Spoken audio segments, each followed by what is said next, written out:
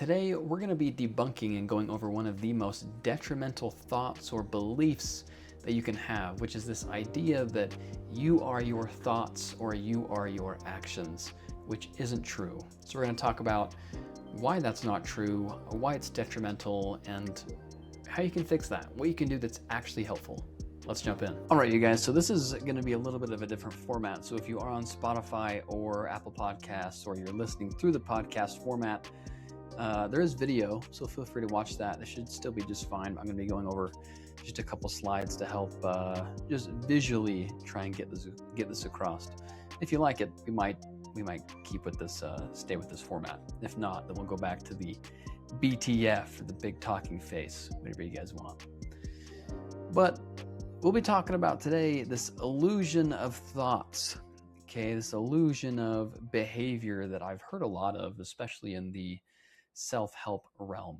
A bunch of people say you are your thoughts, right? Which, I mean, break it down, it makes sense, because thoughts lead to emotions, emotions lead to behavior, and behavior creates habit.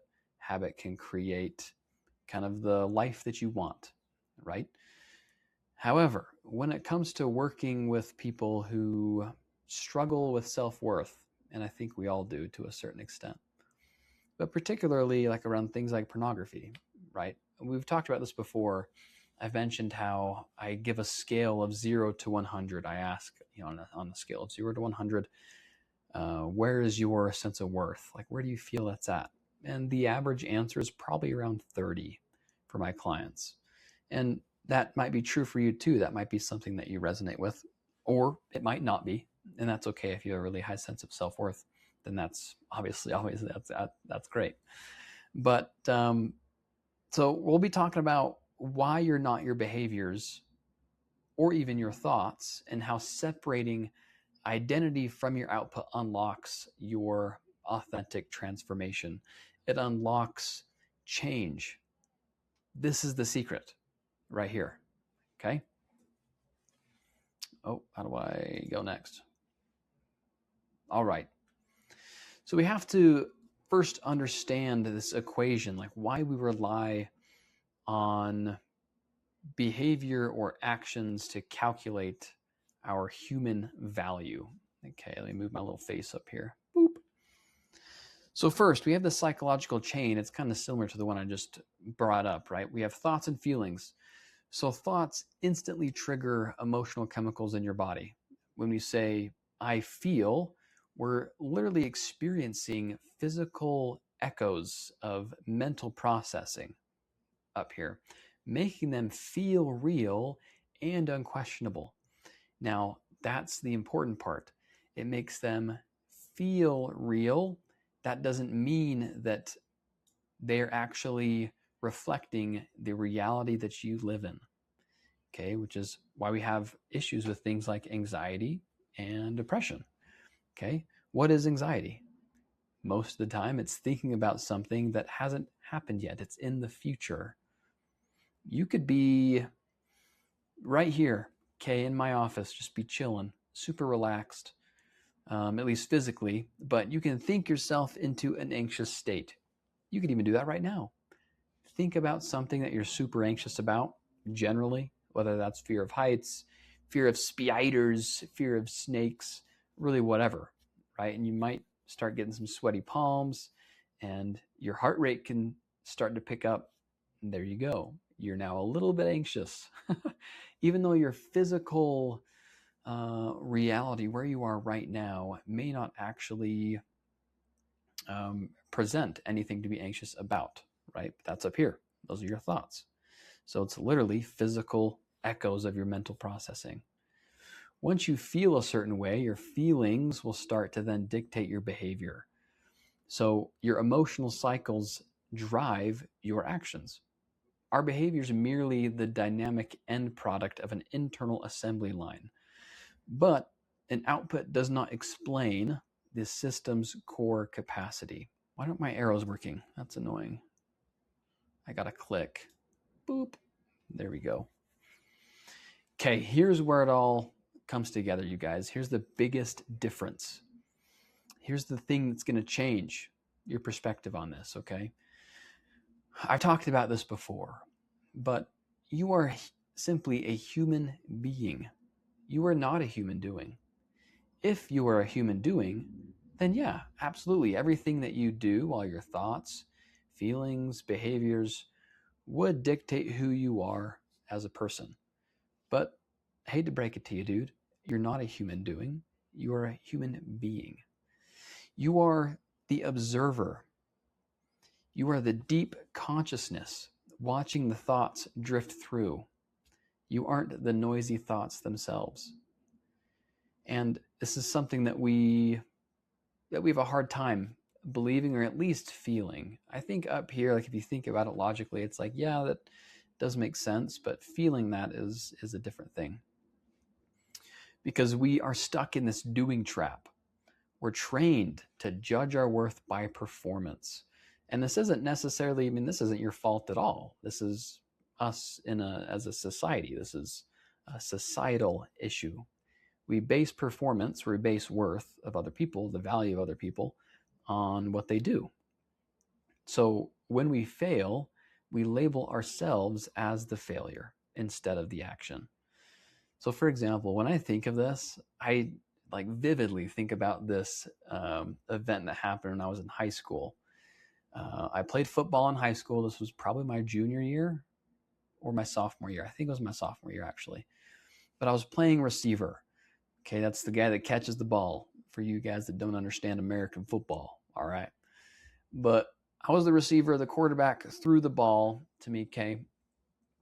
And the ball's up in the air. I catch it and I tuck it. I start to run towards the end zone, and the corner, so the defender, punched the ball out and I lost it. Thankfully, side note, I recovered it. I just didn't score. And I felt like a complete idiot.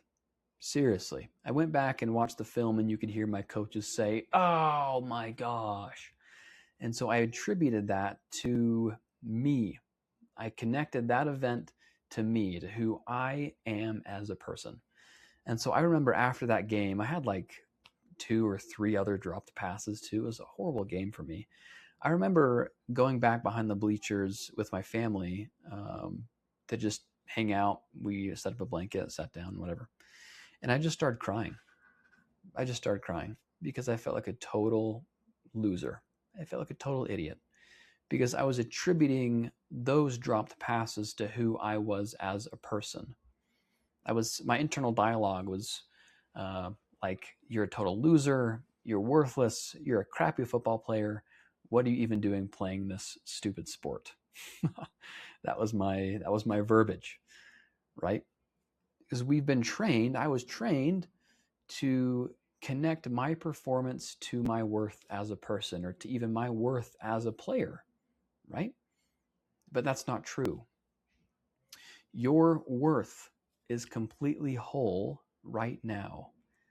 So you have to start separating what you do from who you are, and that releases the shame cycle.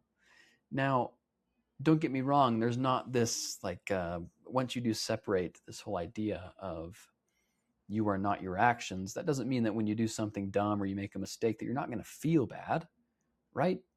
But it's a different type of feeling bad that's important. It's not, man, I'm such a freaking loser. It's more of, dang it. Like, I think I could have done better there. And that sucks that I didn't. And so you have to learn from it, and we'll get there. But here's the baseline, dude. The baseline of your worth is 100%. It's unconditional, your value. Human worth is not like a stock market index, right? It doesn't rise when you perform well and crash when you struggle. That doesn't exist because your starting value is absolute. No mistake, no thought, no slip. You go and watch porn, whatever. That doesn't tank your value or your worth as a human being. Self-improvement is a joyful exploration. It's not this defense program. You don't have to prove your value or your worth to anybody. Here's a really helpful exercise. when it comes to separating yourself, okay, from your thoughts, from your behavior. You can look at yourself as the infinite sky. So your thoughts, emotions, bad habits, these are merely just patterns of weather that are passing across. Now, again, that bad weather can suck. Like, it can just not be a joyful experience.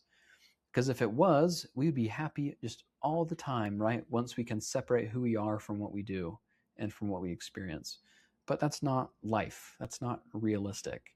You can separate who you are from what you do, what you think, what you experience, and still go through a hard time, still feel those emotions of, man, dang it, like that sucks. I made a mistake. It's when we again internalize that to, I am the mistake. That's the problem right there.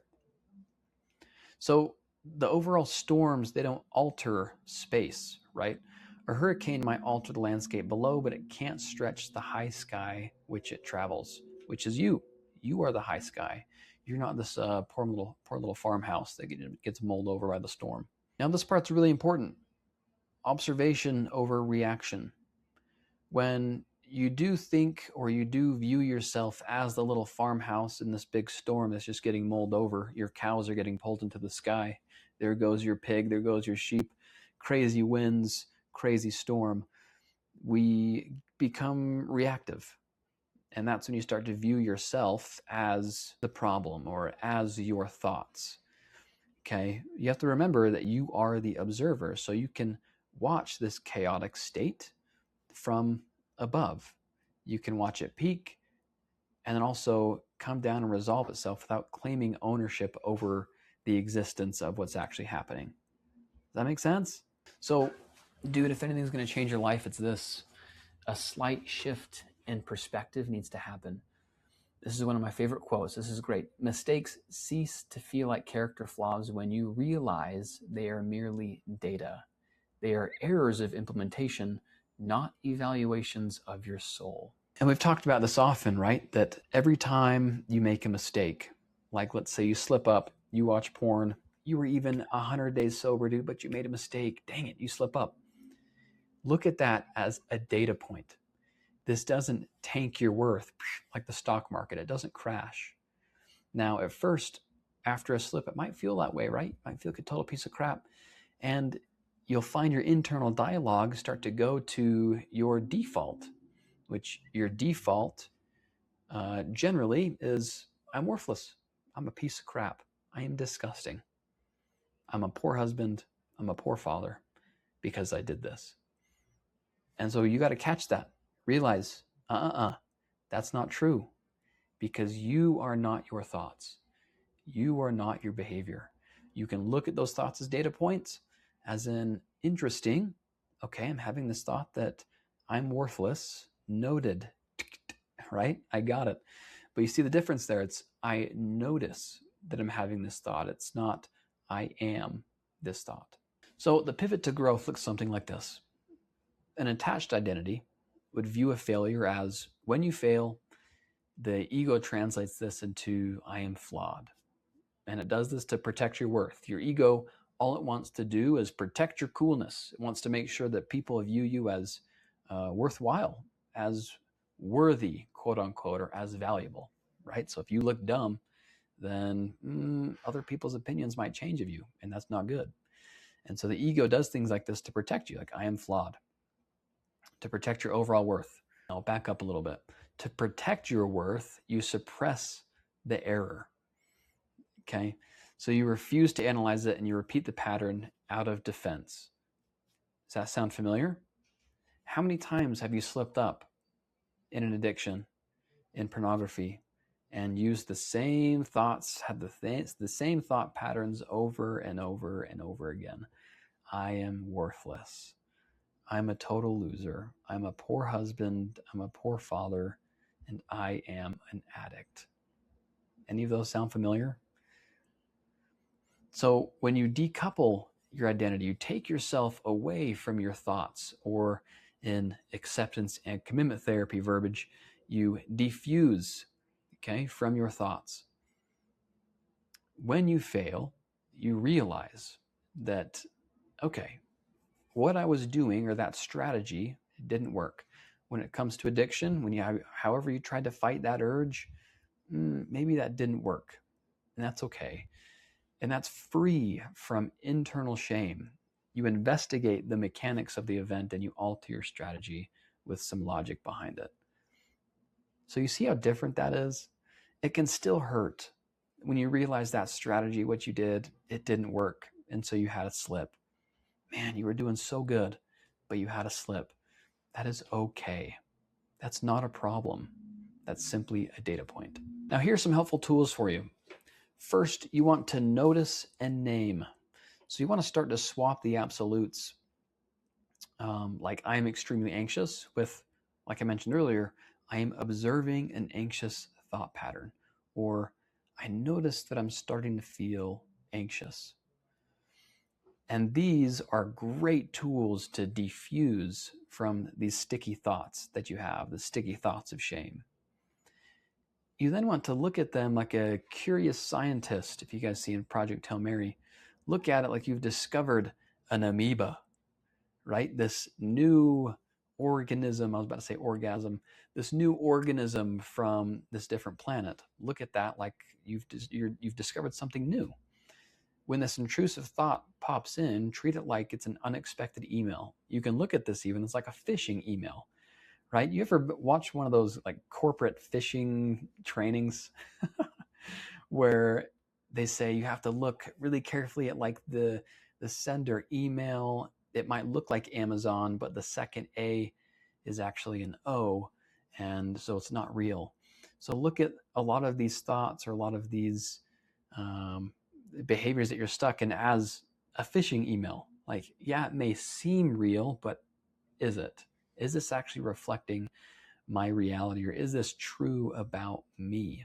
And then what's great is as you're engaging in an activity, or really anything throughout the day, you want to ask, am I doing this to validate my worth as a person? Or am I doing this to simply express my skill or what I love to do? Am I doing this because I love it?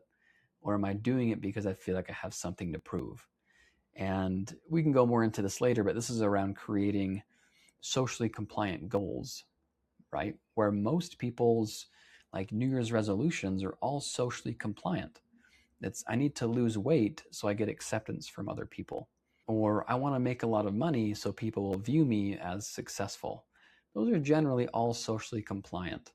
And when you do make a socially compliant goal, or when you do things to just go out and prove something, then that generally makes it 10 times harder.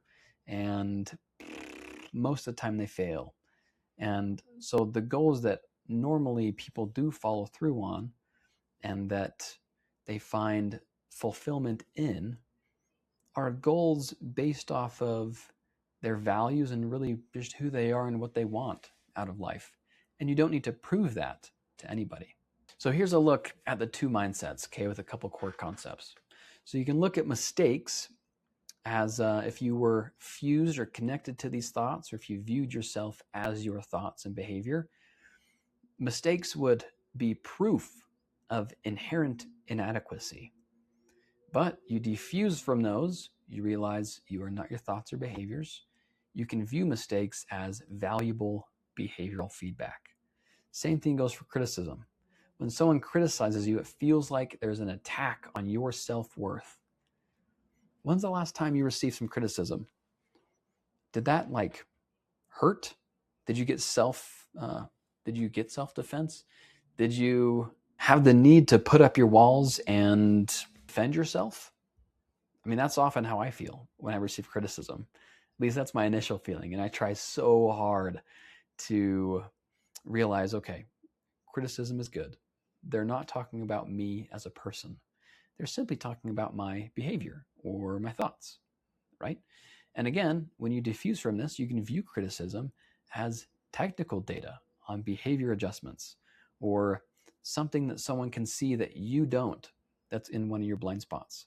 That's not about you as a person. This is about something that's simply that you cannot see in one of your blind spots. And so it's data. They're helping you. The growth rate of someone who is attached or fused to this idea that you are your thoughts, you can become stagnant due to the ego defense mechanisms that always come up. But when you realize you aren't your thoughts, and things like recovery are so rapid, because you're going to make mistakes, you're going to mess up, and that's okay. Why? Because you are not these mistakes, you're not these thoughts, you're not these behaviors, you're not these actions. Your self-worth is always 100%. And the biggest thing that keeps people stuck, especially in pornography addiction, is the shame cycle, right? You mess up, you slip up, you feel a huge sense of shame. Others might shame you, but mainly yourself. Others probably won't, actually. Think about that one. When's the last time someone else has actually shamed you for watching pornography? You'll see that most of the time it's yourself. And that shame keeps you tucked away. You don't go out. You don't obviously tell other people about it. And it keeps you as you are. Change doesn't happen in shame, which is the problem. And so when you remove that, change can actually start. And it becomes pretty quick. And the core motivation behind this attached identity is to prove value and hide your identity, or your vulnerabilities, sorry, not your identity. It's to your ego, right? It's to make sure that what I'm doing is so other people will look at me as valuable. When you realize you are not your thoughts and behaviors, your core motivation for life and for living is to express your innate capability to learn and to become. So here's the paths to change. Okay, first you have to acknowledge. You got to witness these chaotic thoughts clearly without fighting them. You are not your thoughts. You are not your behaviors. You are not your actions. And then separate. Remind yourself, my behavior is output. It's not identity. That's all it is. It's just your output. You then want to analyze or review the errors objectively as raw engineering data, as the little amoeba, and you want to evolve. Learn from these mistakes. You want to actually iterate these dynamic actions from a safe 100% baseline. You are enough. So you guys, I can't tell you enough of how important this is, this shift of separating what you do from who you are. There's not been a single client that I've worked with who has been struggling with pornography addiction and they say, yeah, I know that my worth is separate from what I do. I actually feel great, but I struggle with pornography.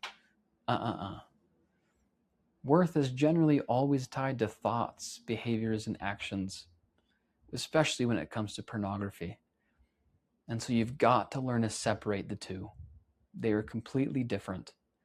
And when you do, when you realize that your self-worth is non-negotiable, you'll stop trying to prove your existence. You'll stop trying to recover or become someone new and put pornography behind you for someone else. And you'll start to do it for yourself. And that, my friend, is where true recovery and change will happen. Thanks so much for listening. You guys, if you did like this format, if you made it this far, first of all, I love you. If you did make it this far and you like this format, holy, repeated that whole thing. I'm going to keep this in there because most people don't get this far anyway. So anyway, let me know what you thought about this format. If you want me to keep it going, I can. If you more like the BTF, Big Talking Face format, I can do that too. Okay, you guys rock. I'll see you in the next episode.